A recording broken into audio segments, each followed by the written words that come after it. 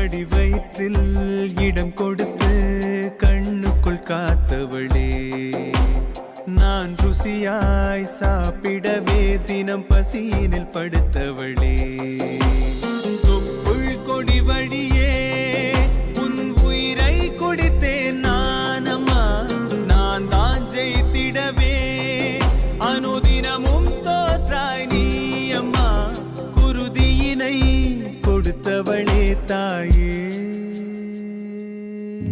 பனி கூட முடைந்து நான் வருகையிலே கடும் வலியிலும் சிறு புன்னகை புரிந்தாய், உன் விரல் பிடித்து நான் நடக்கையிலே காலிடறவே நெஞ்சு பதறியே துடித்தாய்,